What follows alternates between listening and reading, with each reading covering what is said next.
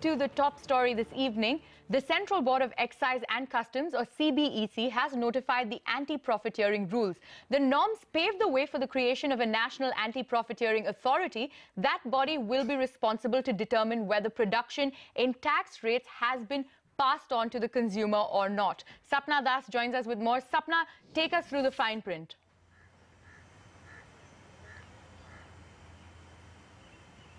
Well, this notification has actually come just a day before, later in the day yesterday. Having said that, all the other draft rules that were under the process, they have also been finalized and everything is there on the CBC's website. Having said that, very quickly, so basically a national anti-profiteering authority will be set up.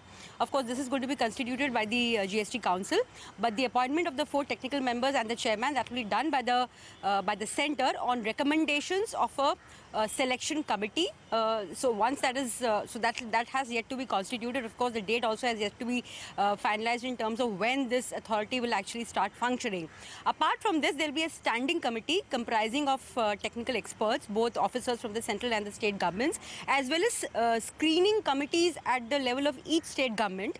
So basically, once you get a complaint of this kind from any interested party saying that either the reduction in prices in terms of the reduction in taxes commensurately has not been passed on, or the benefit of input tax credit has not been passed on, once the interested party comes up with this kind of a complaint or grievance, it will go to the screening committee at the state level.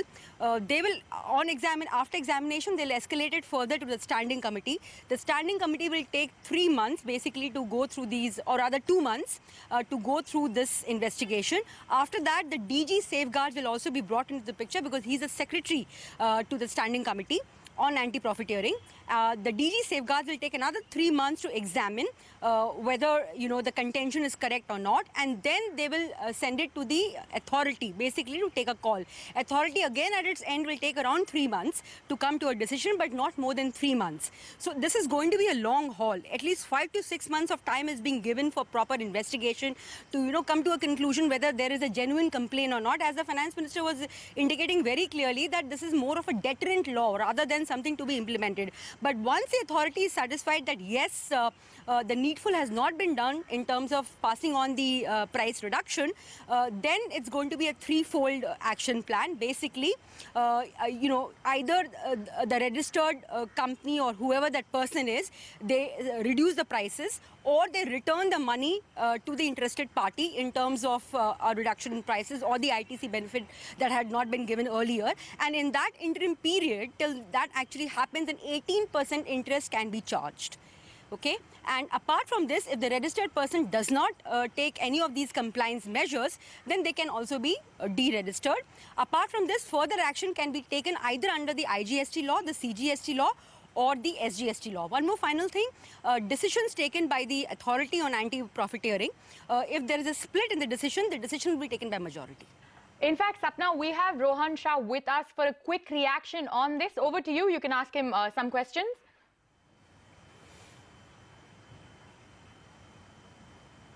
Well, hi there. Sapna here, joining in from Delhi office, rather North Block over here. I just wanted to ask you that does this really fall in line with what the finance minister has been saying, that this is more of a deterrent rather than, something that they will really go ahead with?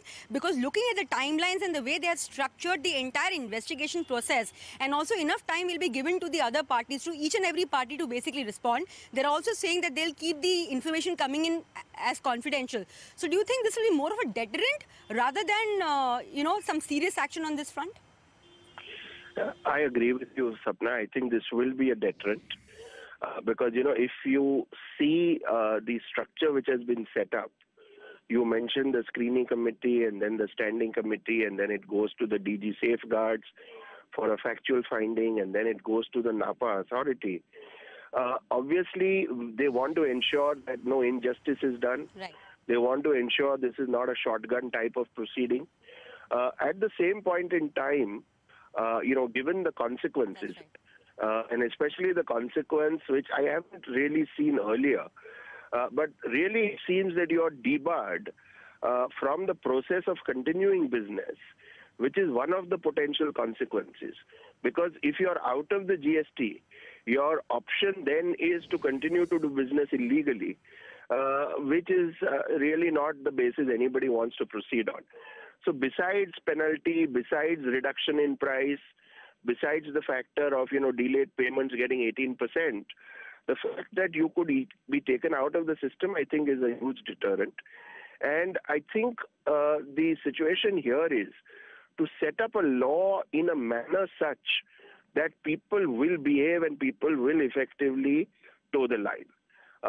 So, I think the system as set up is fair. It is a deterrent. But I think the message would very clearly be to people not to test the system. At the same point in time, I think it is essential, especially in a concept like benefit arising from better credits available, that there is greater clarity on what approach the DG safeguards will take or what approach the screening authorities and the standing committee will take, because this is a pretty involved concept. How do I pass on the benefits which have accrued from credit? Now, in certain instances, credit may go up, in certain instances go down. So, A, I think it's a deterrent. B, it ensures that, there is a fair process.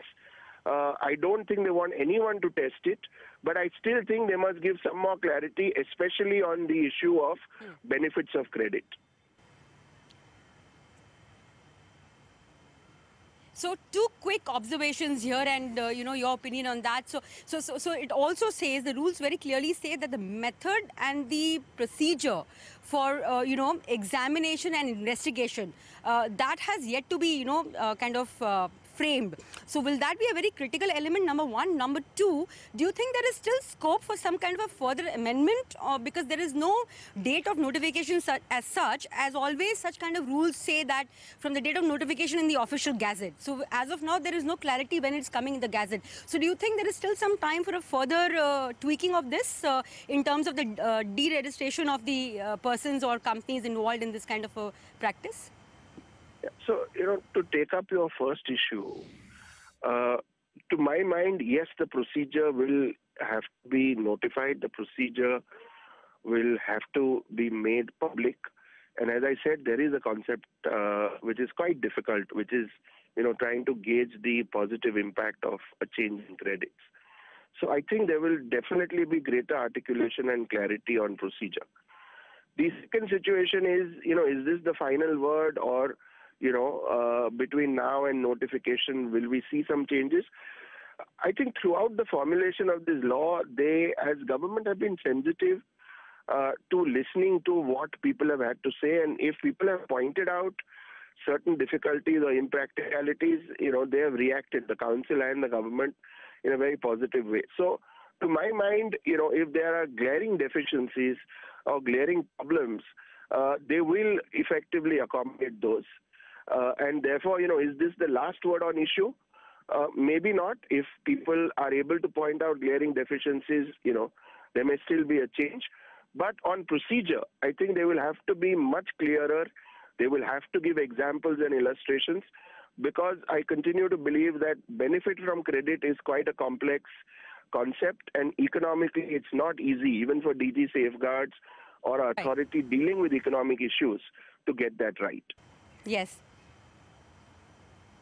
Yes. Right, sir. So also the other rules have been notified, so any comments on that? Have you been able to go through them? Well, one has gone through them, unless you have something sort of specific. But, one or two issues, I think, where people were still waiting, and I don't think something has come through. So, for example, I know there was a lingering issue in terms of whether job workers in the clothing industry, whether those who make garments pay 18%, whereas job workers on fabric pay 5%. The general sense is that there will be a clarification and, everything will be evened out at 5%. That sort of hasn't happened. So there is some stuff which is sort of still missing. But, one can keep elaborating in the context of that, one more issue should have come in, or one less issue. But, if there's anything specific, I'm happy to respond if there's anything you had in mind. All right, Mr. Rohan Shah, thank you